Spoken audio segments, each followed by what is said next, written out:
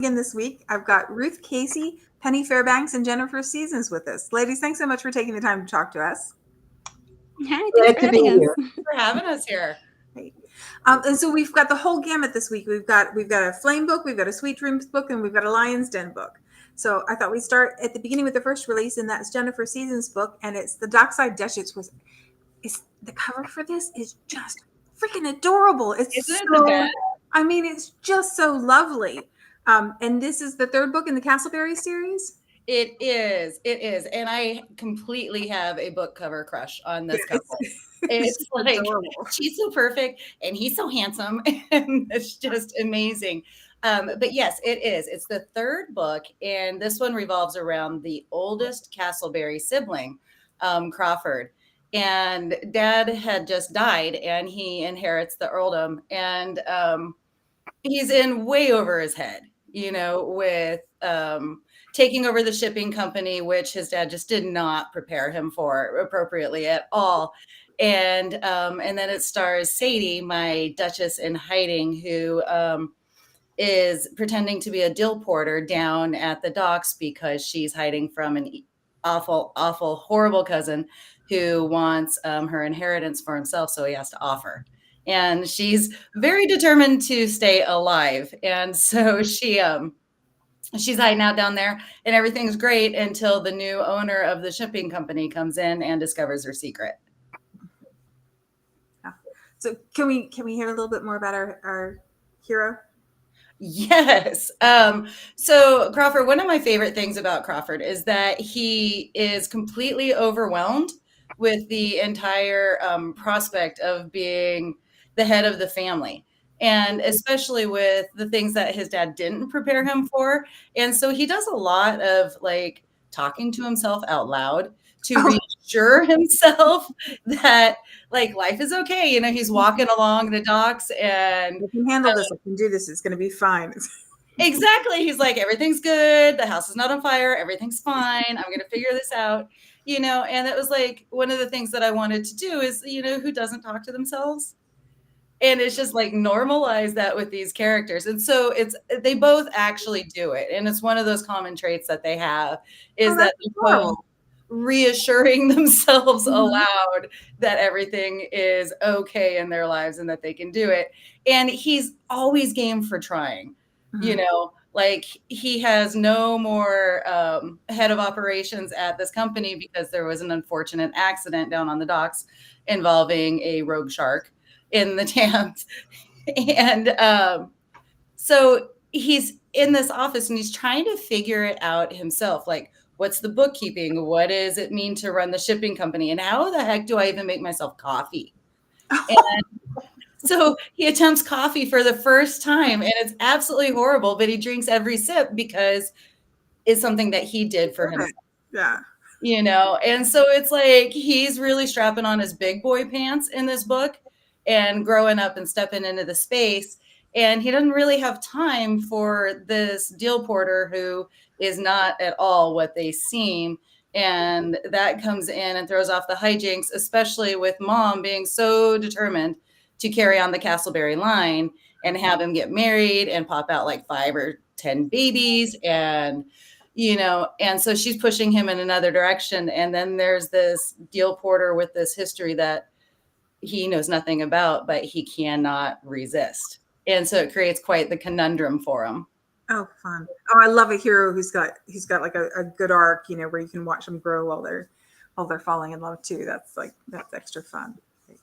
Yeah. The great thing is that the brilliant mind that he really needs is in the woman that's right there. So, that's a nice little addition to the story. Okay. And this is the third book. Is this the last book in the series? No, there are actually 2 more. Oh, yay. Yeah. 2 more siblings. Mm-hmm. Awesome. Yeah. So it goes to the youngest daughter, Lottie. And then so the youngest sister. And then it goes to the only male left who's kind of the black sheep of the family. And that's my Bow Street captain. Cool. And this is Dragonblade Flame. So this is spicy. Yeah, apparently this one's quite spicy. So, hold on tight. Oh, cool. Yeah. Awesome. Well, there's lots to look forward to there, and that sounds like just a great read. So Yeah, it's a lot of fun. It's easy read. Awesome. Awesome. And the next book that came out this week is Ruth's book, and it's The Lion's Gambit. It's a Lion's Den book. Ruth, can you tell us about that one? Sure. So this is a story about a young man who followed what his father told him to do, and he married what everybody thought was the right person, or tried to marry whoever his father gave him. And right before the wedding, she bows out, and she not only bows out, but leaves him having to explain it to everybody. Oh, man. Yeah, it was not nice. She just wasn't nice. Anyway, so he's decided that he's off women. He has no intention of marrying.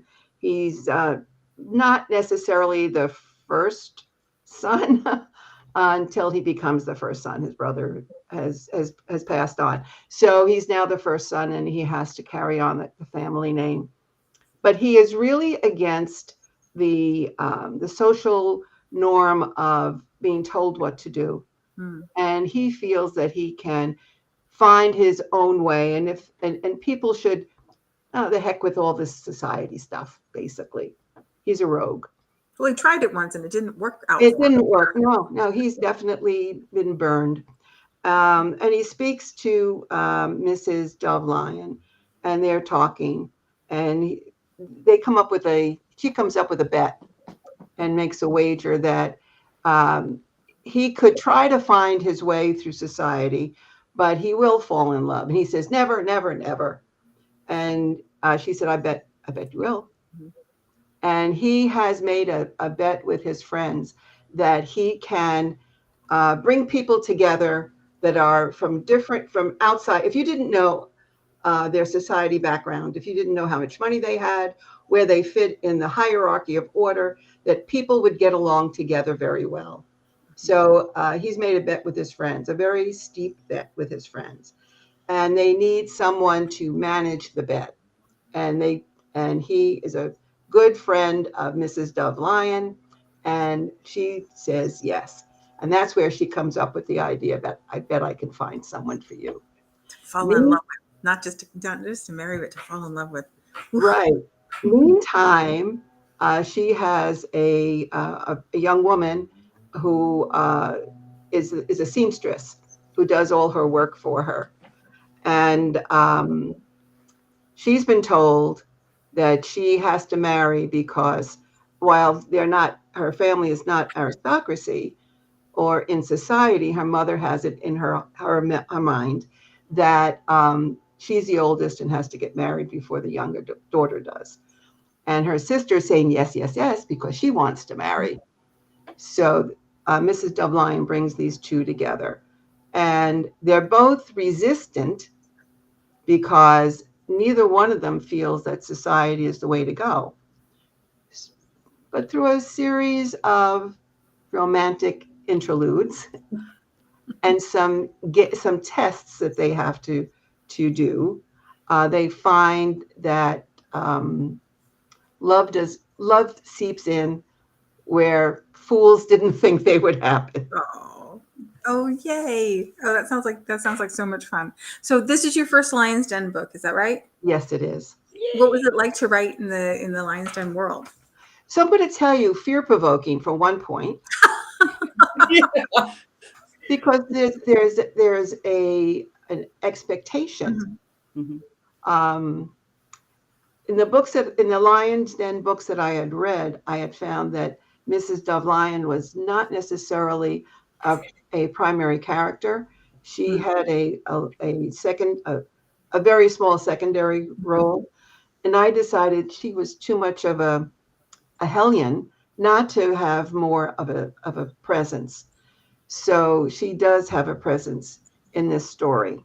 I found that while I tend to write on the sweet side, I was more game at trying a hand at something a little bit more alluding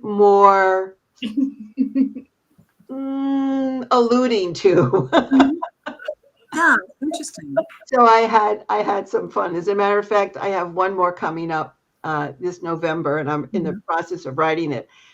And I even got more daring. So I'm expanding my horizon, which is absolutely fun. I think because there were wagers involved in this, and in order to keep these people from knowing each other in social circumstances, they wore masks. So I had a mask as well. That's interesting. I hadn't thought of it that way, but that makes sense. Yes. So it was, if I need a pen name, I would take another one. But it was definitely a fun experience. Awesome. Awesome. And we have another series coming out from you a little ways off. Yes. Right? In January 2005, I have a 6-book series, Bridgerton's Brigade.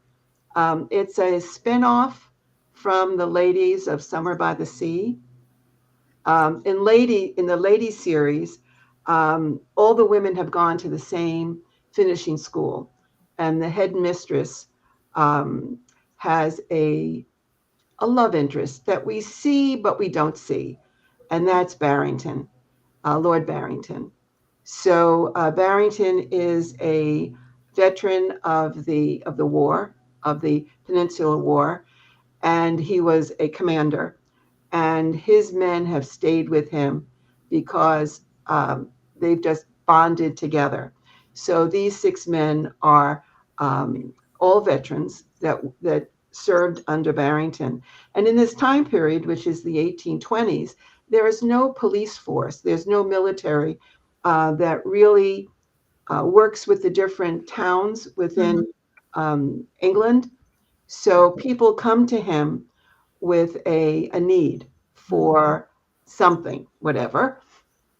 And in order to call him, what would be private contractors for us today. Right. And in order to call his men, he gave his men a gold coin and told them, when you get the coin, you know to come. So that's the calling card. So the coin plays it's a significant piece because it has it's actually given to the men by his father, by Barrington's father, because Barrington had been badly wounded in rescuing his men. So it was a tribute to, anyway, so that's based. I don't want to give it all away. No, but we have to wait till January for that one? Yes, you do. Awesome. Well, remember we talked about it at HR, so I was really excited. Yes, yes. Marketplace announcement. So great. Well, there's lots to look forward to there.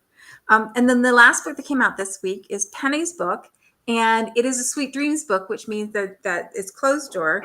And oh my goodness, the cover for this one is Calm the Storm. It's book 2 in the Society of Swans. I love the series title for this one, and I adore these covers. They're just lovely. Penny, thank you. Yeah, and I love the covers. They're just like the perfect kind of dreamy, that sweet dreams kind of feel for these covers. So they're gorgeous.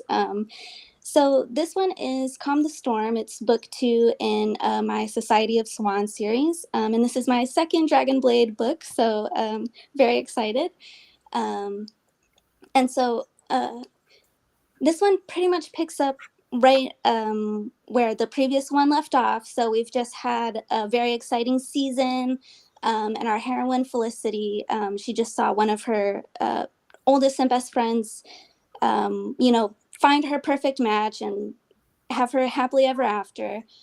So all of that has happened, and they're back home in the country, and she's pretty much like, I need kind of a break from all that excitement.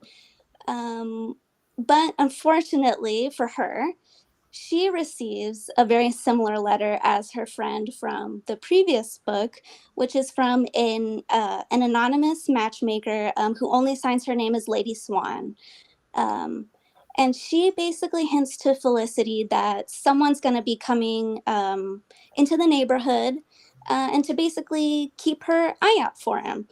And Felicity does not want this at all because she is a very independent-minded kind of gal. You know, she's bold and she speaks her mind, which during this time period, you know, as we know, especially for the ladies, isn't always appreciated.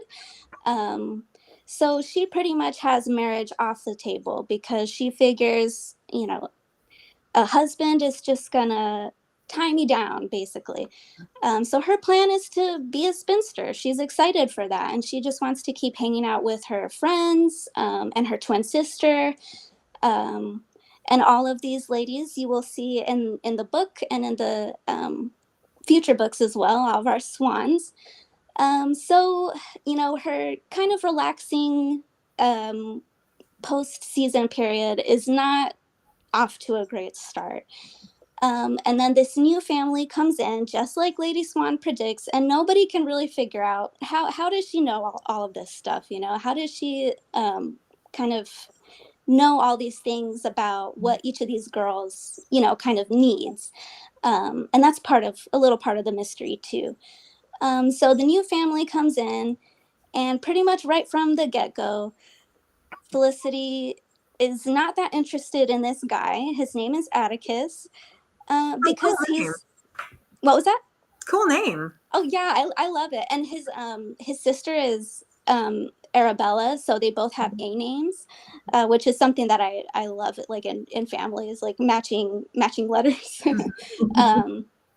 So Atticus and his family come in, and they're basically staying at one of the empty estates while their home is being renovated. So they're going to be hanging out in the area for probably months. And of course, you know, everybody's got to have like a get together to see the new folks. And right off the bat, Felicity is just not interested in this guy because he's the total opposite of her, which is one of my favorite dynamics. Opposites attract is great. Opposites attract, yeah. So, you know, she's, you know, kind of feisty and independent. And she can tell pretty much right away that this guy is like very nervous, definitely a little more introverted. So yeah, she's like, there's no way this is gonna work. And he feels kind of the same way too at first, pretty much just because he is not really looking for marriage, just because, you know, he has so many other things he'd rather be doing. Like, he's got time. yeah, and he is the oldest son, so no title, but of course, you know, there's a lot of money and estates to manage, so he's, you know, he's got all that to think about. And then he also kind of just wants to hang out in his library and read, which is definitely relatable for me.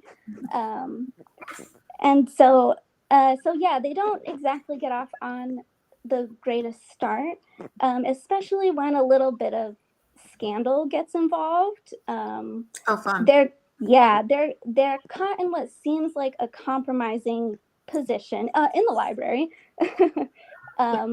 So they are basically forced to get married, which is Felicity's worst nightmare. Oh, so we get forced proximity, forced marriage, and opposites attract. Yes. So a lot to work with there, and it just was such a fun and rewarding process to write that kind of like this clash between these two really different personalities, but then kind of the ways that they also discover that they complement each other, and that's kind of how they fall in love after they've gotten married, you know. So yeah, kind of the marriage comes first yeah, it's like, you know, navigating like the newlywed stuff, but then also trying to figure out like your real feelings for this other person. So and how many more books are there in the series? There's going to be 6 total, so there are 4 more coming. Cool. Awesome. And again, this is Dragonblade Sweet Dream line. So if you prefer to read on the less steamy side, we got you covered. We got the whole range for you. We've got something for everybody. Oh, well, that sounds great. So I thought instead of talking about writing, because we talk about that all the time, and instead of talking about books, because I already have a very full TBR pile, and I can't add any more to it. I thought maybe we could talk about one of the interesting things to me about authors is how many things that authors have done either before they started writing or during the time they're writing. And I think Diana Gabaldon has like 3 degrees and worked in a bunch of different, like it's, I think the thing that tickles your writer's brain is wanting to learn more. And I think that means that you move, from thing to thing to thing. So I was really curious about jobs that you may have had, either first jobs or worst jobs or most interesting jobs. So if you guys don't mind sharing, could we talk a little bit about that, about things that you've done either before or that you do concurrently with writing? Yeah. So my worst job was definitely at a gas station. No problem. The convenience store or full pump gas station? What's that? Convenience store or full pump gas station? Oh, full pump, like gas station. And I was like 17, 18. That was definitely the worst. And it had some sort of like little video section in the back that I actually wasn't old enough to rent out some of the movies for. And I didn't know this when I'd started. So that job didn't last very long. So that was definitely my worst. The seedier side of gas stations. Yeah, I had no idea. It was literally a box underneath the register. Oh my goodness. It was awful. Small towns. It's weird. And then I went to college, actually studied anthropology. Oh, cool. Yeah. Oh, cool. So that's where my degree comes in. But I've had jobs everywhere from working at an architecture firm doing project management for the urban design and planning department to, just like I said, the gas station job. I have waitressed in the past. I also worked in the children's department at Barnes and Noble. That sounds like fun. That was probably one of my maybe, but fun. Yeah, that one was wonderful. I actually coordinated all of the children's events in the children's department. Oh my goodness. Yeah. So I've had a diverse amount of jobs, and nothing actually in my field of study in college. Those are just suggestions anyway. Yeah. But it gave me a large breadth of experience to be able to draw from with my writing. So it's all good. Yeah, and I think that's one of the interesting things is that if you know how things work, if you've done them and you know how things go together, it's easier to put yourself in a character who's doing that thing. Mm-hmm. Very cool. What about you, Ruth? So my degree is in speech pathology and audiology. No way. Yep. And I taught in a public school. I was the therapist in a public school for several years. And then had my children, and then decided to go back to work and did not want to go back into teaching. Mm-hmm. At that time, they were not really rehiring or hiring special subject teachers anymore, at least not in New York where I was working at the time. So when I went back to work, I worked very brief. I thought I was a teacher. I wrote grants as a speech pathologist. So I thought I didn't know what I could turn my career into, but I didn't think I'd need to know about taking shorthand or typing. Oh. And that was the first question on almost this is going back 100 years, but that was the first question that was asked. So I went to a school. It was actually a state-run school that taught me how to take shorthand and type. And I got a job at a corrugated cardboard company, which made boxes and things. Yes, they made boxes, and I never used my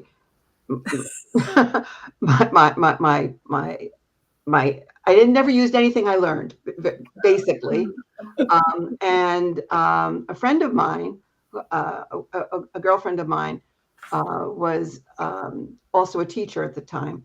She was leaving teaching and going into banking, and she was going into a training area. So she asked if I was interested. They were looking for more instructors. So I went into, at the time it was Chase, now it's JP Morgan, as a trainer. I taught tellers how to be tellers for about Oh. 6-8 months, and then I moved into product management. It was probably one of the best jobs I've ever had in corporate America. I worked my way up to a product line and was responsible for the international market. And this is before webinars and Zoom, so I actually had to go. Too bad. I had to go to my clients, and trips were 2 weeks long, and there was Oh my goodness. yeah. And I covered Europe, and my boss covered Asia. And when his father took ill, I took over basically Europe and Asia until he was able to travel again. Oh my goodness. So it was an awesome experience. When I left, one of the things I've done when I was working was I stayed very active in community service. And I worked with an agency that helped a shelter for women who were victims of domestic violence.